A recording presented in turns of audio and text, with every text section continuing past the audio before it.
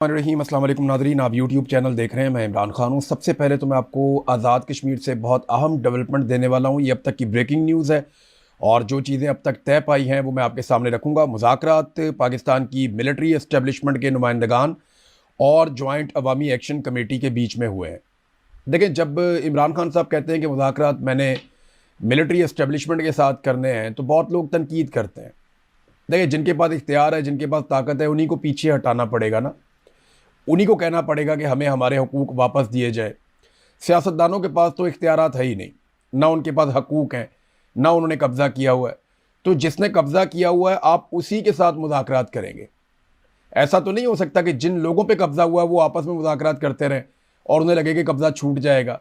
तो जिन्होंने कब्ज़ा किया मुज़ामत भी उनके खिलाफ होती है और फिर बाद में बातचीत करके उन्हीं को पीछे हटाया जाता है। बहरहाल, ये जो आसिम मुनीर साहब के नुमाइंदगान या मिलिट्री इस्टेब्लिशमेंट के नुमाइंदगान हैं, उनके बीच में मुज़ाकरात हुए हैं और बहुत सारी चीज़ों पे इत्तफ़ाक़ राय हो गया है। अब तक जिन चीज़ों पे इत्तफ़ाक़ राय हुआ वो चीज़ें मैं आपके सामने रख देता हूँ। इससे पहले शायद आपको किसी मीडिया ने इसके बारे में नहीं बताया होगा और ये डेवलपमेंट अभी जारी है। और अगर ये चीज़ें जो फाइनल हो चुकी हैं ऑलमोस्ट, इनकी अप्रूवल आ जाती है और फाइनल अप्रूवल आप जानते हैं कि मिलिट्री इस्टेब्लिशमेंट में ऊपर से टॉप से आएगी। अगर ये फाइनल अप्रूवल आ जाती है तो उसके बाद सूरत हाल यकसर तब्दील हो जाएगी और फिर आप आज़ाद कश्मीर के अंदर कुछ और देखेंगे। तो आज़ाद कश्मीर के जो लोग हैं उनकी मेहनत रंग लाई है। जो चीज़ें जिन पे मामला तय पा गए उनमें सबसे पहली चीज़ ये है कि सीटें कम की जाएंगी। जो महाजरीन की नशस्तें रखी गई हैं आज़ाद कश्मीर की असम्बली में और उनका इलेक्शन करवाया जाता है ज़्यादातर पंजाब में, और इसी इलेक्शन की कंपेन PMLN कर रही है। ये 12 सीटें थी। इन सीटों को 4 से 6 के बीच में लाने के लिए मुज़ाकरात हुए हैं और ये 2 तजावीज़ मौजूद हैं। जॉइंट अवामी एक्शन कमेटी ने जो फ्लेक्सिबिलिटी दिखाई, मेरे ख्याल में उसमें 4 सीटें रह गई हैं और 6 सीटें दूसरी जानिब से कहा जा रहा है। ये बात पहले भी सामने आई थी, तो अब दोबारा ये बात सामने आई है कि वो सीटें कम की जाएंगी। नंबर 1 तो ये है। नंबर 2, शौकत नवाज मीर साहब वापस पहुंचाए जाएंगे आज़ाद कश्मीर में और उन्हें बाकायदा रिहाई का तरीकाकार भी हो जाएगा और उनको रिहा भी कर दिया जाएगा। तो एक तो शौकत नवाज मीर साहब के हवाले से भी ये डेवलपमेंट है। और कुछ इन्फॉर्मेशन जो अभी तक कंफर्म नहीं हुई वो ये बता रही है कि जहां उन्हें रखा गया था रावलपिंडी में, वहां से उन्हें कहीं और शिफ्ट कर दिया गया है और अगले 24 घंटों में या 48 घंटों में शौकत नवाज मीर साहब मंजर आम पे होंगे। उसके बाद जो नेक्स्ट इसके अंदर डेवलपमेंट है वो ये है कि 4th शेड्यूल के अंदर जिन जिन के नाम डाले गए उसका खात्मा किया जाएगा और फोर्सेस की बड़ी तादाद में वापसी हो जाएगी आज़ाद कश्मीर से, जिसका सिलसिला शुरू किया जा रहा है फौरी तौर पर। अगर ये फाइनली ये ड्राफ्ट जो है इसकी दोनों तरफ से अप्रूवल हो जाती है, क्योंकि यहाँ पे जो लोग बैठे हैं उन्होंने तो कुछ चीज़ों पे इत्तफाक राय कर दिया है और बहुत सारी चीज़ों पे इत्तफाक राय पहले भी मौजूद था। और एक और चीज़ जो इसके अंदर हो रही है वो ये कि इलेक्शन मौखर किया जाएगा। ये एक डिमांड सामने आई है कि इलेक्शन को लगभग 45 दिन के लिए आगे किया जाएगा, क्योंकि जब आप नशस्तें कम करेंगे तो पूरे इलेक्शन की सूरत हाल तब्दील हो जाएगी और फिर कंपेन भी नहीं हो सकी अभी तक आज़ाद कश्मीर में। नून लीग को तो अंडे पड़े हैं, उन्हें तो वहाँ धक्के पड़े हैं। नून लीग वाले बेचारे 50-50, 60-60 बंदों की रैलियाँ निकालते हैं रावलपिंडी में और वो वहाँ पे टिकटॉक बना के वो बता रहे हैं जनाब हमने तो कंपेन चलाई है। तो नून लीग की जो टोटल कंपेन है वो आज़ाद कश्मीर से बाहर बाहर है। आज़ाद कश्मीर की बाउंड्री के अंदर वो दाखिल होने की उन्होंने जरूरत भी नहीं की और जो लोग वहाँ पर निकले उनको वहीं पर दबा दिया आज़ाद कश्मीर में ख़वातीन ने और बच्चों ने। उन्होंने अंडे और डंडे मार मार के भगाया। उन्होंने कहा जी यहाँ पर हम कंपेन नहीं करने देंगे। पीपल्स पार्टी के साथ भी यही कुछ हुआ। वो जो फैसल राठौर वज़ीर आज़म है उसको चोर चोर के नारे लग गए, अंडे भी फेंके गए। तो ये सारी चीज़ें जो हैं वो आज़ाद कश्मीर में हो रही हैं। ऐसे माहौल में इलेक्शन कैसे हो सकता है? तो इलेक्शन जो है इसको मौखर किया जाएगा और अंदाज़ा ये है कि 45 एक दिन तक इलेक्शन आगे किया जाएगा। अभी तक जो मेरी इंफॉर्मेशन है वो ये है कि जॉइंट अवामी एक्शन कमेटी खुद से इलेक्शन में हिस्सा नहीं लेगी, लेकिन ये ऐन मुमकिन है कि वो अपने उम्मीदवारों के नाम दे दे और वो ये बता दें, क्योंकि उनके बहुत सारे लोगों ने जो स्टेज पे भी मौजूद रहे हैं उन्होंने कागजात नामजदगी तो अपने अपने हलकों से जमा करवाए हुए हैं। और इस वक्त जो जॉइंट अवामी एक्शन कमेटी की सिचुएशन है, यानी 45 टोटल सीटें हैं तो उनमें से 12 आप निकाल दें तो पीछे आज़ाद कश्मीर के अंदर जो बचती हैं वो 33 नशस्तें हैं। और उनमें अभी मैं कुछ वहाँ जो जर्नलिस्ट हैं, लोकल जो लोग हैं वहाँ उनसे बातचीत करता हूँ, वो कहते हैं 33 में कहीं पर भी PMLN या पीपल्स पार्टी या मुस्लिम कॉन्फ्रेंस वो फेवरेट नहीं है। वो अगर बहुत भी जोर लगाए, एस्टेब्लिशमेंट उनका हाथ पल्ला डलवा भी दे तो वो बहुत कोशिश करके सारे मिलकर 10 सीटें जीत जाए तो बहुत बड़ी बात है। यानी इसमें 20 से ज़ायद सीटें जीतना जॉइंट अवामी एक्शन कमेटी के उम्मीदवारों के लिए बहुत आसान रहेगा अगर वो अपने मुतालबात मनवा लेते हैं तो, और इलेक्शन मौखिर हो जाता है तो। ये दोनों चीजें जो हैं वो इसकी शर्त है। अगर इलेक्शन मौखिर नहीं होता तो फिर एक बात याद रखिएगा, ये फिर धोखा है सारा। ये धोखा इसलिए है कि किसी तरह इलेक्शन करवा लिए जाए और इलेक्शन होने के बाद दोबारा से फिर गंद मारेंगे, फिर बंदे पकड़ेंगे, फिर से मुकदमा दोबारा खोल देंगे और सबको काबू करना शुरू कर देंगे, बड़े पैमाने पे ऑपरेशंस होंगे। तो वो तो धोखा है अगर ये इलेक्शन मुलतवी नहीं होते तो। अगर ये इलेक्शन आगे चले जाते हैं तो फिर इसका मतलब है कि जॉइंट अवामी एक्शन कमेटी ने बड़ा स्मार्टली अपनी ताकत को, अवामी ताकत को इस्तेमाल किया है और अपने मुतालबात मनवा लिए हैं। मैयतों की वापसी का एक मुतालबा था कि जो लोग शहीद हो गए थे, क्योंकि 42 अफराद की शहादत की लिस्ट जारी की एक दिन पहले जॉइंट अवामी एक्शन कमेटी ने कि ये वो हमारे लोग हैं जो अलग अलग इजला में इस सारी तहरीक के दौरान शहीद हो गए। अब वो जो 42 अफराद हैं उनकी मैयतों की वापसी का एक मुतालबा था। जो अमानतन दफनाई गई हैं वो मैयतें भी वापस की जाएंगी सरकार की जानिब से ताबूतों में रख के। तो ये मुतालबा भी तस्लीम किया गया है जब दो तरफा बातचीत हुई। और मुकदमात का खात्मा किया जाएगा। ये जितनी जाली मुकदमात बनाए गए हैं दहशतगर्दी के और अलग अलग किस्म के शरपसंदी के, तो ये मुकदमात का खात्मा भी हो जाएगा और ये जो कलदम तंजीम बना दी गई है ये मामला भी ख़त्म हो जाएगा और साफ और शफाफ इलेक्शन होंगे, इसका एक मुतालबा किया गया है। पाकिस्तान में ये तो एक ऐसा ख्वाब है जो कभी भी पूरा नहीं होता, लेकिन आज़ाद कश्मीर के लोग अगर साफ और शफाफ इलेक्शन करवा लें और वो नतीजा ले लें जो लोगों ने वोट डाला है, तो फिर आज़ाद कश्मीर की किस्मत बदल जाएगी। कोई मिलिट्री एस्टेब्लिशमेंट या कोई बड़े से बड़ा डिक्टेटर या वहाँ बैठा हुआ कोई भी सरकारी मुलाजिम अवाम की किस्मत के साथ नहीं खेल पाएगा। कारोबारी ज़िंदगी बहाल हो जाएगा और फूड सप्लाई चेन भी बहाल हो जाएगी। इन चीज़ों के ऊपर नाज़रीन इत्तफाक़ राय पैदा हो गया है और इक्का दुक्का चीज़ें जिन पर डिस्कशन अभी जारी है।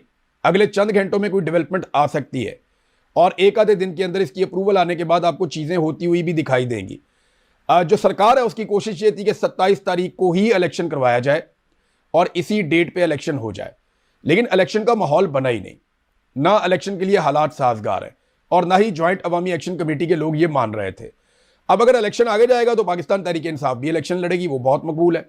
फिर जॉइंट अवामी एक्शन कमेटी अगर अपने मुतालबात तस्लीम करवा लेती है और फिर इलेक्शन में जाती है तो उनके पास 42 शोहदा की लाशें भी हैं और जो उनका एक सेंटीमेंट आएगा लोगों का वो आप सोच भी नहीं सकते। तो जो जितना मर्जी जोर लगा ले, सेक्टर कमांडर भी ऊपर से लेकर नीचे तक सब जोर लगा लें, वो नहीं इलेक्शन वहां पे फिर जीत सकेंगे। हाँ, ये जरूर है कि एक पॉलिटिकल फेस सेविंग के लिए पाकिस्तान पीपल्स पार्टी का इंतखाब किया गया है। मैं आपको फिर बता देता हूं कि पॉलिटिकल फेस सेविंग तो करनी होगी ना। ऐसा तो नहीं होगा कि फील्ड मार्शल आसिम मुनीर ने मुज़ाकरात किए बराह रास्त जाक के साथ या जॉइंट अवामी एक्शन कमेटी के साथ, ऐसा तो नहीं होगा ना। ये फौज के लिए बड़ा प्रॉब्लम हो जाएगा। वो बेचारे छुप छुप के गन डालते हैं तो वो सामने तो नहीं आ सकते। तो वो फेस सेविंग के लिए पॉलिटिकल पार्टी लेकर आएंगे और उसमें जो नाम आ रहा है वो पाकिस्तान पीपल्स पार्टी का नाम आ रहा है और एस्टेब्लिशमेंट की ख्वाहिश यही है कि कुछ भी करके बिलावल को हुकूमत बनाकर दी जाए आज़ाद कश्मीर में। बहरहाल नून लीग का तो पत्ता साफ है, पीपल्स पार्टी की हालत आपके सामने है और अवाम ने, जो आज़ाद कश्मीर की अवाम है, उन्होंने अपने मुतालबात के हक में डट कर अपने मुतालबात मनवाने के करीब उन्होंने पहुंचा दिया है पाकिस्तान की एस्टेब्लिशमेंट को। इन्होंने सोचा था लोगों को तोड़ देंगे, लोगों को भूखा रखेंगे, लेकिन लोगों ने गुजारा किया है और लोगों ने किस किस तरह गुजारा किया ये आने वाले दिनों में आपको चीज़ों का पता चलेगा।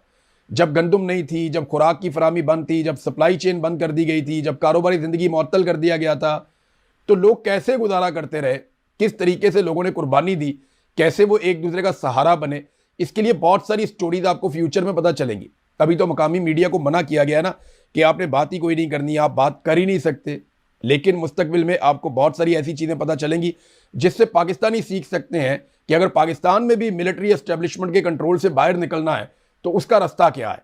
इस पर हम बाद में बात करेंगे। अब आ जाए जरा फजलुर रहमान साहब वाले एपिसोड पे। फजलुर रहमान साहब की पॉलिटिकल पार्टी को ऐसा लग रहा है वो शोर ज्यादा मचा रहे हैं, उनके साथ तो हुआ ही कुछ नहीं। अभी वो एक कन्वेंशन था इनका वकला का, सुबह वहां पुलिस चली गई, रोला डाल दिया, जनाब पुलिस आ गई, ये हो गया वो हो गया, सारे सोशल मीडिया पे इन्होंने रोला। क्या हुआ यार, पुलिस आ गई, बहुत नॉर्मल बात है। फजलुर रहमान साहब की पार्टी का एक बंदा है, उसको एक टॉक शो में बुलाया गया था, बाद में कहा गया जी सॉरी आपको नहीं हम ले सकते। उसने रोला डाल दिया, उन्होंने कहा जनाब ये हो गया। कुछ भी नहीं हुआ भाई। जिन चीज़ों की आपने आदत डाल दी है ना पाकिस्तानियों को, पाकिस्तानियों का हाजमा बड़ा तेज हो गया है। अब जब तक आपको चौकों में लटा के लित्तर नहीं ना पड़ेंगे तो पाकिस्तानियों को लगेगा ही नहीं कि कोई आप इनकलाबी बन रहे हैं। जब तक आपके बहुत सारे लोग शहीद नहीं हो जाएंगे, जब तक आप लोगों को इंतखाबी अमल से बाहर नहीं कर दिया जाएगा, जब तक आपकी जमात के ऊपर पाबंदी नहीं लग जाएगी, जब तक फजलुर रहमान अपने पूरे खानदान समेत जेल में नहीं चले जाएंगे, जब तक उनके तमाम अजीज और करीबी साथियों को जेलों में डाल के निशान इबरत नहीं बना दिया जाएगा, जब तक कि आपके ऊपर 9 मई तर्ज की कोई चीज नहीं डाल दी जाएगी, जब तक कि आपको निशान इबरत हर लिहाज से नहीं बना दिया जाएगा, तब तक कौम यकीन ही नहीं करेगी। जब तक आपके चादर और चार दीवारी का तकद्दुस पामाल नहीं होगा, जब तक आपके सैकड़ों हजारों घरों के अंदर घुसकर पुलिस तोड़ फोड़ नहीं करेगी, तब तक कौन यकीन करेगा कि आपके साथ जुल्म और ज्यादती हो रही। तो फजलुर रहमान साहब की पार्टी रोला ज्यादा डाल रही है, कुर्बानी दी नहीं कोई अभी तक, बिल्कुल ही नहीं दी, इन्होंने कभी भी कुर्बानी नहीं दी। ये हमेशा से बेनिफिशियरी रहे हैं मिलिट्री एस्टेब्लिशमेंट के फैसलों के, और अब ये कहते हैं जनाब हम उंगली कटा के तो शहीदों में नाम लिखवा लें। तो ऐसे तो शहीदों में नाम नहीं लिखवाया जाएगा, क्योंकि वहां बहुत बड़ी बड़ी कुर्बानियां दी हुई हैं। अगर फजलुर रहमान ने इमरान खान बनना है तो उन्हें इमरान खान के लेवल पे कुर्बानी देने के लिए अपने आप को तैयार करना पड़ेगा। अब देखें ना, फजलुर रहमान के खिलाफ कोई कानूनी कार्रवाई नहीं होती, रोला शोला डालते हैं ताकि पॉलिटिकल माइलेज फजलुर रहमान को मिले, लेकिन कोई कानूनी कार्रवाई नहीं होती। उधर नौरीन खानम का एक स्टेटमेंट, अच्छा फजलुर रहमान के और नौरीन खानम के स्टेटमेंट में जमीन आसमान का फर्क है। फजलुर रहमान ने डायरेक्ट शोहदा पे अटैक किया, नौरीन खानम ने डायरेक्ट जर्नैलों पे अटैक किया। फजलुर रहमान ने कहा जनाब तनख्वाह लेके मरते हैं तो हम पे क्या एहसान डालते हैं, उसने ये कहा कि अपनी जान का एहसान हम पे मत डालो। नौरीन खानम ने कहा जी ये जो इंडिया और पाकिस्तान की जंग हुई थी ना, इसके अंदर ये मिले हुए थे मोदी के साथ। तो दोनों में बहुत फर्क है।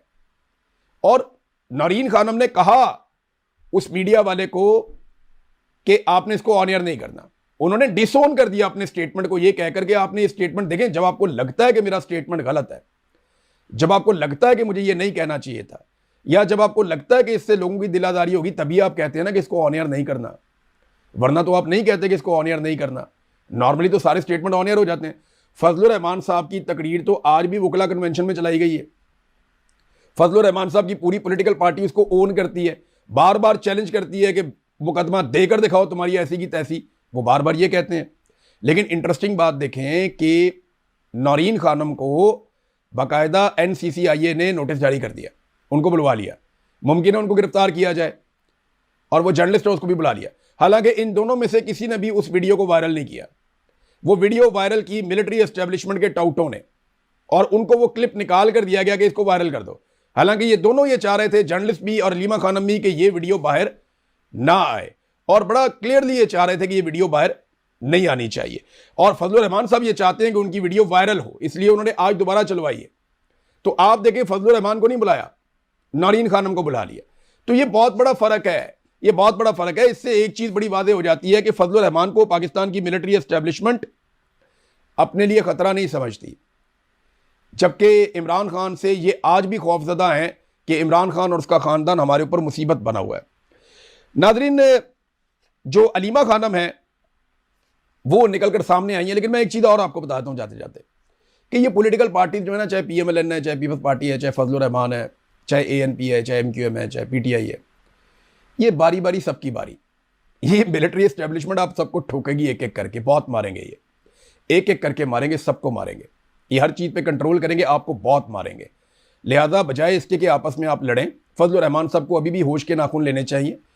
पीपल्स पार्टी से बात करें, नवाज शरीफ से बात करें, जरदारी से बात करें, और इन सबको कहेंगे यार बहुत हो गया, पाकिस्तान की मिलिट्री एस्टेब्लिशमेंट से सियासत का इख्तियार वापस लिया जाए और इनको वापस बैरकों में भेजा जाए, ताकि पाकिस्तान में निज़ाम ज़िंदगी चले और कंट्रोल जो है वो सिविलियन क़यादत के पास आना चाहिए।